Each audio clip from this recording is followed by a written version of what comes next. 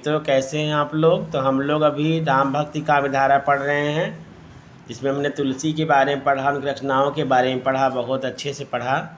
आगे बढ़ते हैं हम लोग। तो आगे राम भक्ति काव्य धारा के अगले कवि हैं रामानंद। जन्म काल इनका है 1368 में और मृत्यु है 1468 में, यानी 100 वर्षों का समय वर्ष रहा इनका। जन्म स्थान है प्रयाग, उत्तर प्रदेश में। कान्यकुब्ज ब्राह्मण परिवार में इनका जन्म हुआ। दीक्षित जिनसे हुए ये, उन गुरु का नाम था राघवानंद कांची पूर्ण। ये रामानुजाचार्य के शिष्य परंपरा के चौथे गुरु माने जाते हैं। कौन? राघवानंद कांची पूर्ण। इनके शिष्य थे नाभादास।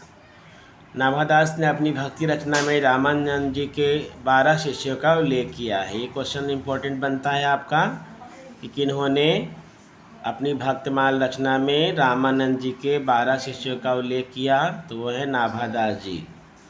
तो यहाँ पर आपका जो दिया गया है ये क्रमबद्ध तरीके से दिया गया है। 12 शिष्यों का नाम जो रामानंद के थे, पहले हैं अनंतानंद, दूसरे हैं सुखानंद, फिर सुसुरानंद, फिर भावानंद, नरहयानंद, कबीर, पीपा, सेन, धन्ना, रैदास, सुरसुरी और पद्मावती। तो ये 12 शिष्य थे किनके? रामानंद के। कई बार प्रश्न दे देता है ऑप्शन में कि इनमें से कौन नहीं है रामानंद के शिष्य, तो ये 12 शिष्यों के नाम आपको याद करना होगा।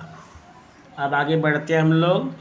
इनकी प्रमुख रचनाएं कौन कौन सी रहीं? तो पहला है आपका राम रक्षा स्रोत, दूसरा है राम तारक मंत्र, फिर है योग चिंतामणि, वैष्णव मताबज भास्कर संस्कृत में लिखा गया, श्री रामार्चन पद्धति संस्कृत में लिखा गया, श्री राम आरती, फिर श्री हनुमान आरती रामानंद जी की रचनाएं हैं। आगे हम लोग बढ़ते हैं, विशेष तथ्यों की ओर चलते हैं। तो रामानंद जी ने रामावत संप्रदाय की स्थापना की, जो आगे चलकर श्री रामानुजाचार्य द्वारा प्रवर्तित श्री संप्रदाय में समाहित हो गया, यानी उसमें विलीन हो गया, उसी में समाहित हो गया, है ना। रामावत संप्रदाय कहाँ समाहित हो गया? श्री संप्रदाय में समाहित हो गया। और ये श्री संप्रदाय किनके द्वारा परिवर्तित था? रामानुजाचार्य के द्वारा। इन्होंने दास भाव पद्धति अपनाकर राम की उपासना की है। तो कई लोगों ने जो किया वही रामानंद ने किया। राम भगवान को उन्होंने अपने मालिक के रूप में, स्वामी के रूप में उपासना की है और स्वयं को दास से, यानी स्वयं को उनका सेवक बताया है। इन्होंने कुल 10 प्रकार की भक्ति पद्धतियों का विवेचन किया था। अतएव नाभादास जी ने इनको दशधा भक्ति का आगार कहकर पुकारा है, क्योंकि इन्होंने 10 प्रकार की भक्ति पद्धति का विवेचन किया था, इसीलिए नाभादास ने इनको क्या कहा? दशधा भक्ति का आगार। ये तीर्थ यात्रा, मूर्ति पूजा एवं वेदादि के विरोधी माने जाते हैं। कि कौन? रामानंद जी।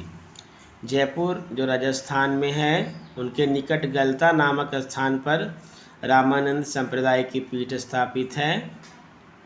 इस पीठ की स्थापना कृष्णदास पयाहारी के द्वारा की गई थी।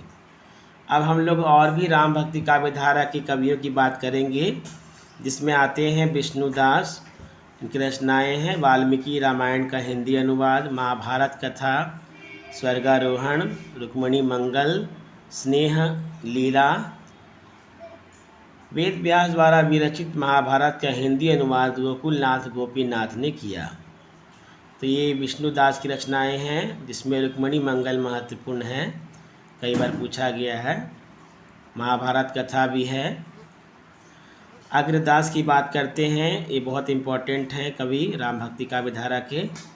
कई लोग इनको कृष्ण भक्ति काव्य धारा के समझ लेते हैं, तो ध्यान दें आप, कंफ्यूज ना हो। तो ध्यान मंजरी, राम भजन मंजरी, रामाष्टायाम, उपासना बावनी, पदावली, हितोपदेश भाषा या हितोपदेश उपाख्यान बावनी। तो ये अग्रदास की रचनाएं हैं।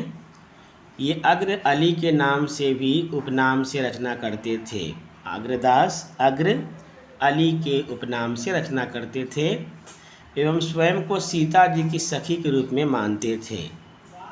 सीता जी को अपनी मित्र सखी मानते थे। ये जाति से डोम थे। राम भक्ति काव्य परंपरा में रसिक भाव का समावेश इन्हीं के द्वारा किया जाता है। ऐसे राम भक्ति काव्य धारा में केवल दास से भाव को देखा गया है, लेकिन रसिक भावों का समावेश अग्रदास ने अपनी कविताओं में किया है। आगे ईश्वर दास की बात करते हैं हम लोग। ये भी इम्पोर्टेंट कवि हैं। तो उनकी रचना है भरत मिलाप, अंगद पैज, सत्यवती कथा। सत्यवती कथा कई बार पूछा गया परीक्षाओं में। स्वर्गारोहिणी कथा, एकादशी कथा, और भी बहुत सारे कवि हैं आप देख रहे हैं यहाँ पर स्क्रीन पर। तो जो इम्पोर्टेंट है मैं केवल उन्हीं की बात करूँगा। तो लाल दास, अवध विलास, नाभा दास जो इम्पोर्टेंट है आपका ध्यान देंगे आप। तो नाभा दास की रचना है भक्तमाल और अष्टयाम है। इनका मूल नाम नारायण दास था। भक्तमाल में 200 कवियों का परिचय 316 छप्पयों में दिया गया है। छप्पय मतलब छंद में, तो छप्पय छंद का नाम है।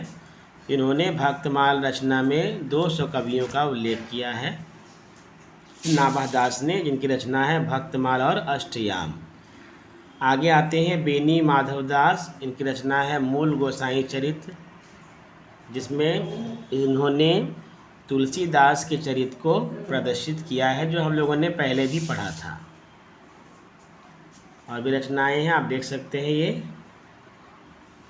तो मैं केवल इम्पोर्टेंट रचनाओं की बात करूंगा, ज़्यादा बात नहीं करूंगा मैं, ठीक है।